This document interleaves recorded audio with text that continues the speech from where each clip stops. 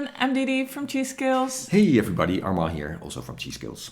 Yeah, so, and what are we going to talk about today? Today we're talking about my Tai Chi adventure so far. Yeah. How it started, what I learned along the way, and the impact it had, and not only on me, but also On our lives. on our lives, Yeah, and absolutely. because it's been quite a journey. It has been, yeah. And it still is, of course, because We're still in it. we're still in it. And growing every day. Oh yeah. Yeah. Oh, definitely. So, where did it all started? Well, it started in 2002, so that's quite a long time ago already. It's still this century, but Yeah. it's yeah. Well, in 2002, I was at a point where I discovered that something had to change in me in order to move on with myself. Yeah. So I had quite some time that I could blame everything around me.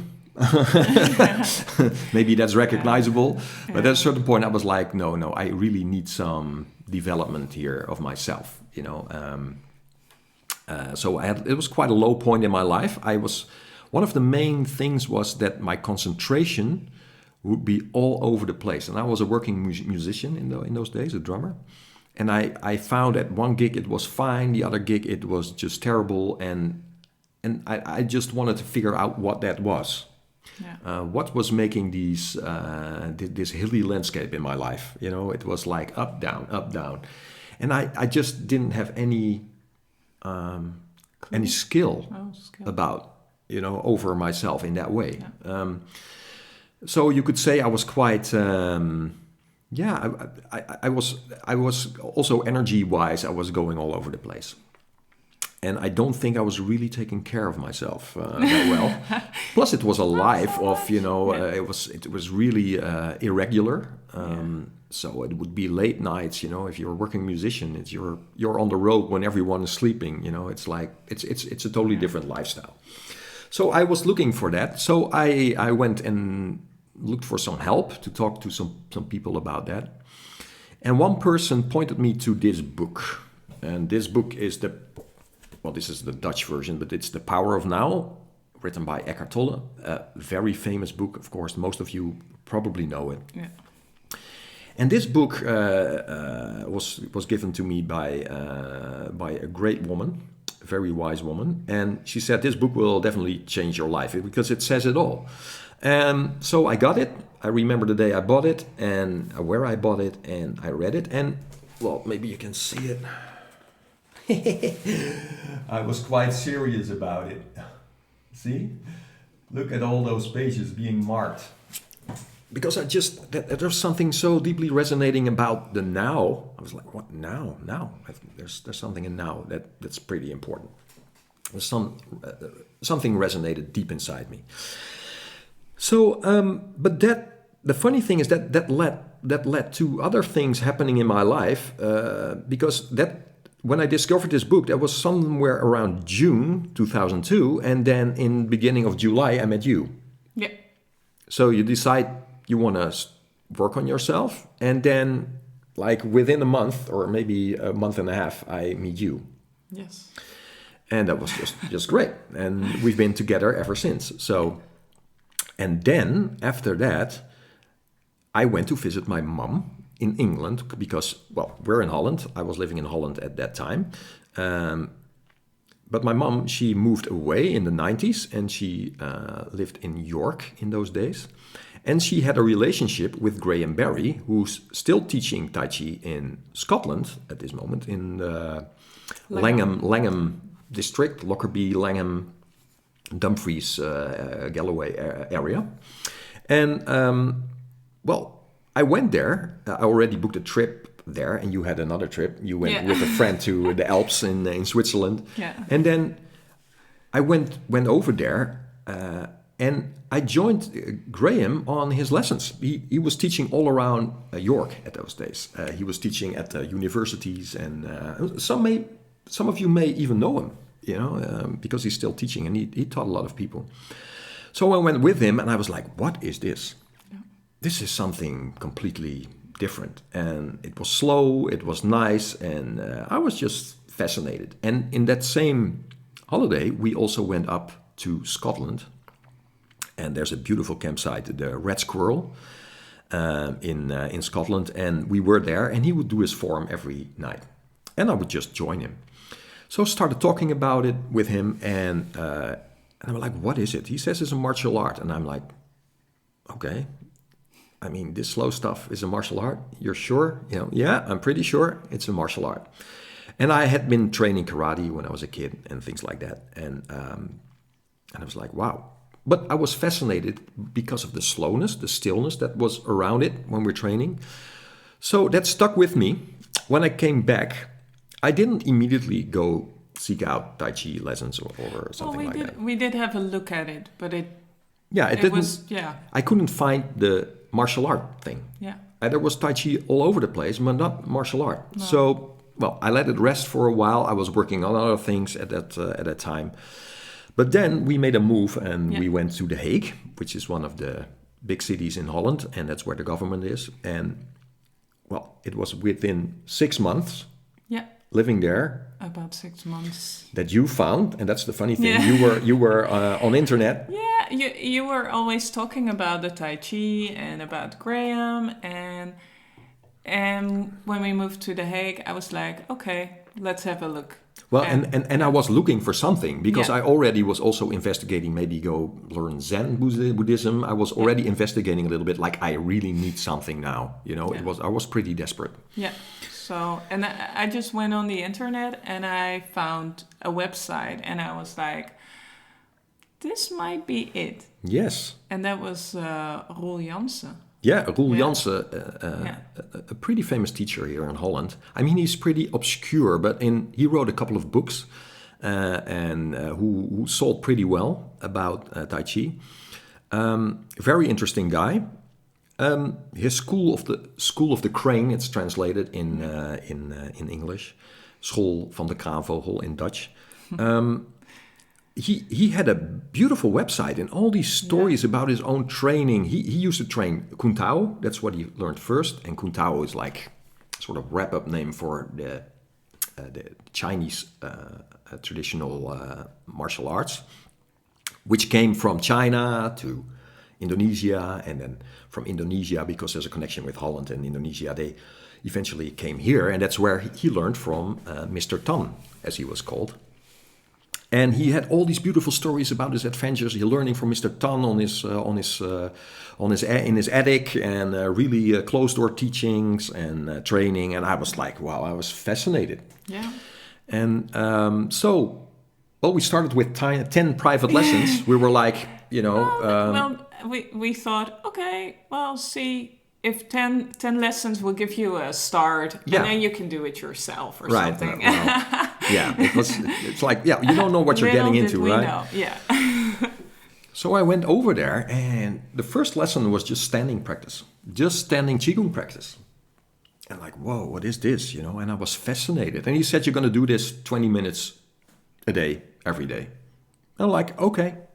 But I couldn't hold the 20 minutes the first time I trained it. I was like, whoa, we were standing pretty low, and it was pretty exhausting, and my energy was low at that time. Yeah.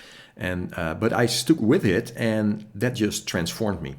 Because there was this stillness in this training, because I had to open my joints, had to stand there, had to come past my own resistance, because at some point you just want to step out of it because it's so heavy on the legs and everything. My legs would just be trembling. But in the first year I only had private lessons, because I was also teaching drums, and the regular class hours I couldn't come, so it was only private teaching. But from there, I was invited within a year into his core group with people who were, training more and more times a week. And from there, he invited me into his backyard during the day. And at a certain point, I had like 4 to 5 times lessons a week. And we were learning everything. We were learning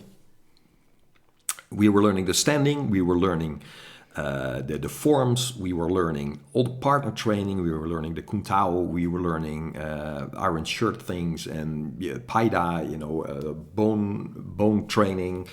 I was bruised constantly.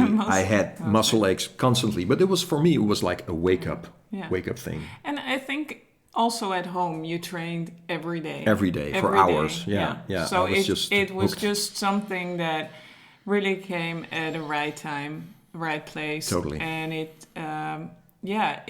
really settled into your life from the start. Absolutely. And Roel was not only trained in the martial arts, he was also into Taoism. Yeah. He had been going to the Leiden University here. He was studying sinology, I think it's also called. He studied China studies, studying the language and the culture and everything. And he, at a certain point, was also a student of Christopher Schipper, who's a very famous Taoist, actually, Dutch person, who wrote a couple of books, which are some are standard work. But this Taoism thing, Roel talked a lot about that, especially during our private conversations with the private lessons. We talked a lot about the spiritual aspect of the training. So we were doing everything, but I was getting more and more fascinated about the spiritual side of things. I also started learning Qigong, and I was like, at the beginning, I was a little bit resistant to it. I was like, what is this? I was like, we were way more into the physical aspects of it. But the combination of these Taoist talks and talking about development and building skill over yourself, started meditating, started the Qigong. I think that opened another door. And that brought us a lot closer to what was also written in this book. So it's so funny, if you start with something, is that it's like all these doors open and everything come into your life. Sometimes you think like this book, you think, oh, you read it once and you think, oh, I get the idea. Yeah. But then you grow into it, you take other steps and things, and then you read it again and you think, oh, the first time I read it, it was so shallow. I couldn't feel the depth that was underneath. And it was more a starting point than something, oh, when I get this, then I have it all. Well, you can have it on a basic understanding level maybe, but that doesn't mean it's in your experience, right? And I know so many people who've read this book and are like, well, it's all nice, but now what? Now I have to get it into your life. Yeah, and that started happening more and more with Roel. So we had a great training relationship, also on a personal level. I met some beautiful people there training because the school was small. He used to have a bigger school, but then he decided, no, I want to teach very, practical and authentic. And I was so lucky to have met him. I couldn't have met a better teacher in Holland, for sure. It was just great. I trained there for 11 years. And there came a point where he said, well, we're repeating ourselves. You know what to do. You know how to move on with what I've taught you. And I was already given a diploma by him. He was like, okay, you have a teacher diploma. And I started teaching in 2012. But then in 2017, we were like, okay, this is ready. The training is and maybe done. it's good to tell as well what we started out with. How did it transform our lives as well? Is that Roel was actually the one to give me a book about 5-element food. Yeah. And which started my journey going back or studying 5-element food. Yeah. And studying, studying again, studying herbs, studying food, studying 5 elements. So it started my journey in a way as well. And and also putting that into practice into our lives. Absolutely. But you couldn't be around Roel without, being surrounded with books, because he's got shelves of books, about martial arts and everything in Chinese. He reads Chinese and in everything, but also he started studying acupuncture at a certain point, and then he brought book and about 5-element food, which was sort of part of the curriculum. Yeah. Not too deep, I think, but it fascinated you. He gave you the book. Oh, yeah. And he gave me some other books as well, just to look at and to interest me into, okay, is this something for you? So I think Roel was very important for us, to both of us, to really transform our lives. It's amazing, and still going on till this day. You know, with everyone I teach, or you know, we talk about, or with the food, it all leads back to to that, and that's that we can only be so thankful for that, right? Absolutely. Yeah. So this just keeps growing every day. Yeah. And it's not just the food, it changes how you look at things, how you look at every aspect of your life. Yeah. So it doesn't just stop there. No, it creeps it sets in everything. Off a journey. Oh, totally. So it has changed everything. And you know, we're so lucky with each other that we can grow together, right? Yeah. So there's no one is holding anything back. There's this, that, and we have the experience. Is this good for us? Yeah, and then we do it, and that's just amazing. So in 2017, at the end of my training with Roel Jansen, I was like, well, I can't stop here. I have to move on as well. And then he suggested to go to Mark Rasmus, Sifu Mark Rasmus, who I not really had heard of because I was not really online or checking everyone out. I was so into his training. I was just, I'm going for that. And then I sort of woke up, went on the internet, looked Mark Rasmus up on his in his channel. I was like, whoa, wow, yeah. This is more into the spiritual side of things. This is more about this can fill in some of the gaps that I don't really understand yet. Yeah. And boy, was I in for a treat. I sent him an email and I went on his Vimeo channel and wow. Yeah. And it was, sometimes you think, oh, coincidence. Does it? No, this is no coincidence. No coincidence, because I lived in Thailand when I was 16 as an exchange student, AFS student. And in 2017, I was thinking, oh, I haven't seen my host parents for a while, and I should really go and visit them, and I really missed them. So I wanted to go there. So I bought the tickets. We were planning a trip, and then this happened with Roel, that he said, "You're ready." Yeah. I cannot really teach you anymore. So we had this trip planned, and then he was talking about Mark Rasmus, who was on the corner of where the north of Thailand, Chiang Mai, and close by to where my host parents and lived. We were like, wow, this is no coincidence. No. So we went there in 2017, and I had a half a year of preparation being on his Vimeo channel, and I was already scanning that, and there were so many things that started to make sense, but I couldn't have understand without the previous training, right? Because he's a martial artist in heart and soul, but he's also really into hermetics. He's probably one of the main teachers on that subject. And hermetics is, you could say, an esoteric training, just like you could say a Taoism is, but then really, how you say it, there's no religion around it or anything. It's all about self-improvement and getting into equanimity and making sure that the qualities we have as a human can come out again because we're getting more equanimous, and from there getting more and more on our own path and being, the master of our path. And that just appealed to me so much. So this first time with him, and being prepared, of course, because I made sure I was going to visit him, was we could go deep instantly. And I was like, wow, this is what I've been looking for.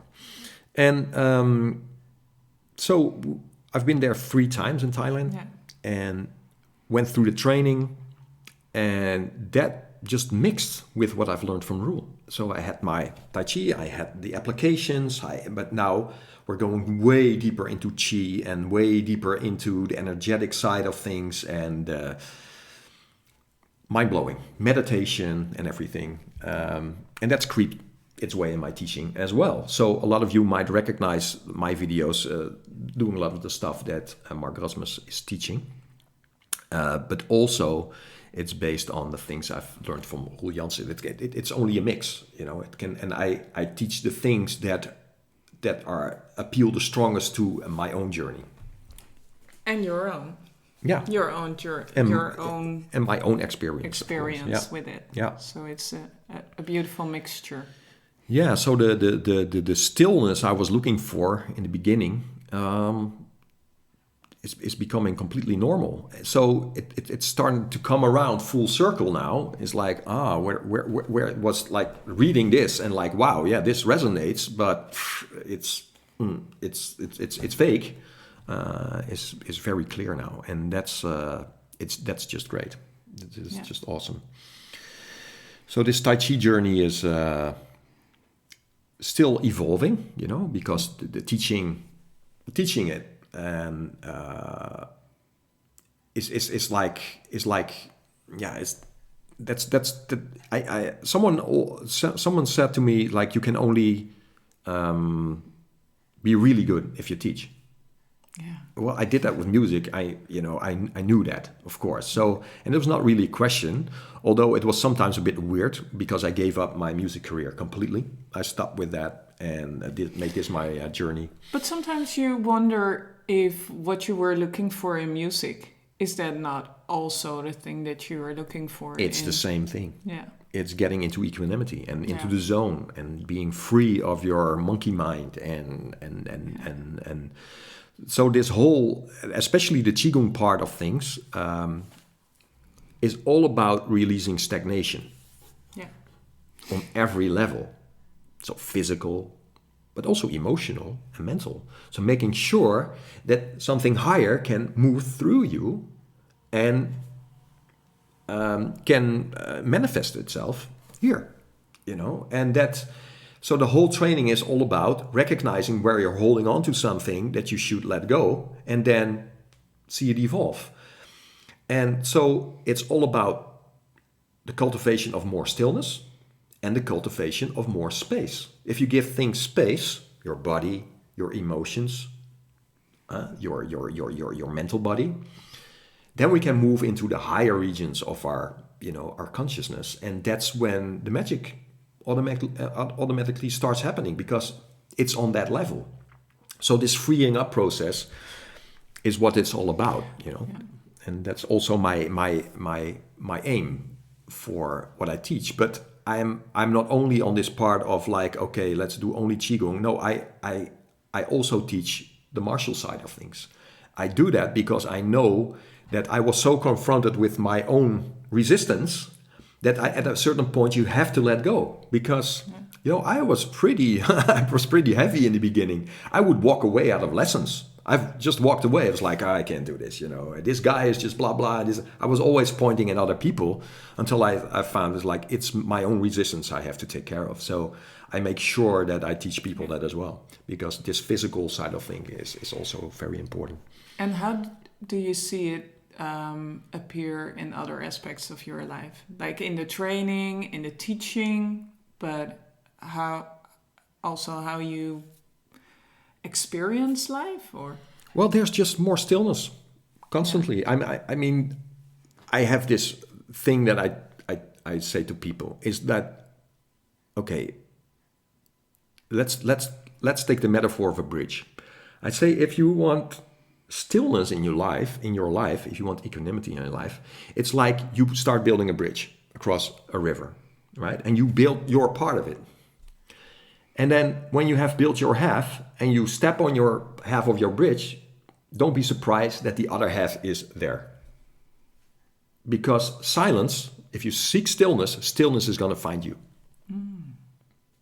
Right? And that's so important of this training because it's all about the now. Getting there. So every stone you lay there, every brick you put there, every piece of wood you put there to build your bridge is gonna build on the other side as well. And stillness will meet you halfway. And that's where the liberation is. And there are so many ways to this, but Tai Chi is definitely a great one, Yeah. is to get into stillness and get into the. So that's what I've in my. I don't have the urge now to after this. I recognize my monkey mind instantly, and I tend to just not touch it. I've learned to not touch things inside me and outside me. Whereas when I was younger, I would always be like, oh, blah, blah, blah, blah. And now I'm like, let it go. It will move on. It will just don't touch it. You can see it, but don't touch it. And that's made me, just a better person in general, but gave me lots more power because you're not spending all your energy on things that just don't matter, right? Yeah. So you're getting way, way more to the point of what it's all about. And yeah. And opportunities come. You see we all get opportunities in our lives, but you see them more clearly. Absolutely. But you see it also in the sort of students that seek me out now and that come my way.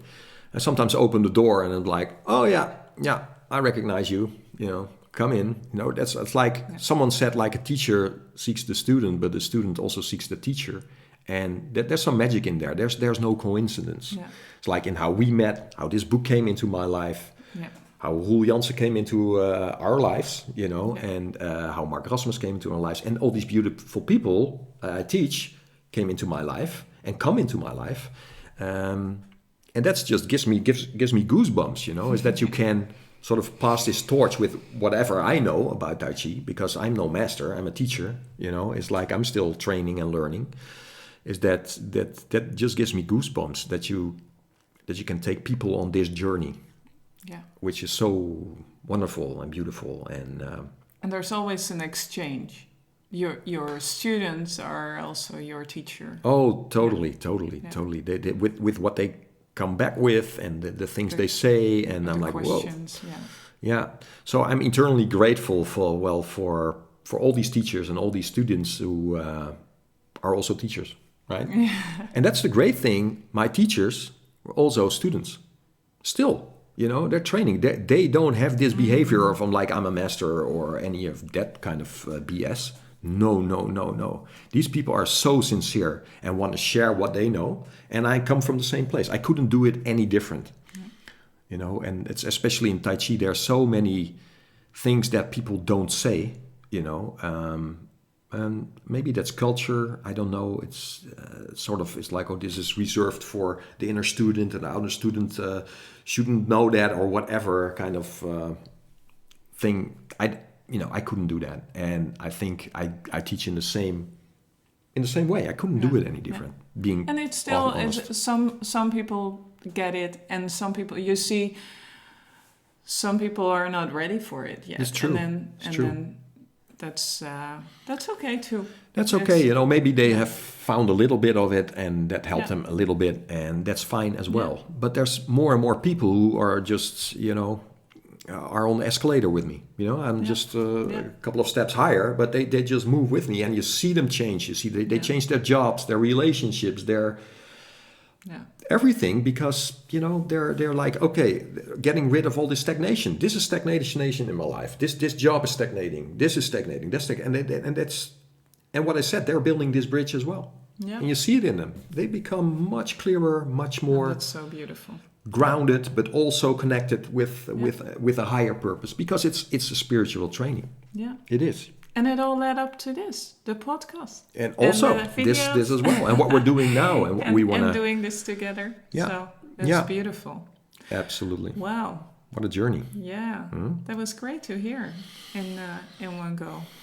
Yeah. It's nice to talk about it in this half hour. So, I hope you got something out of it and got to know me a little bit better.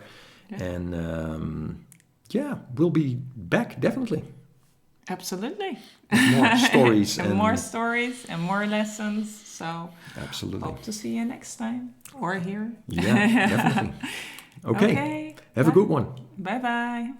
Bye. Thanks for listening.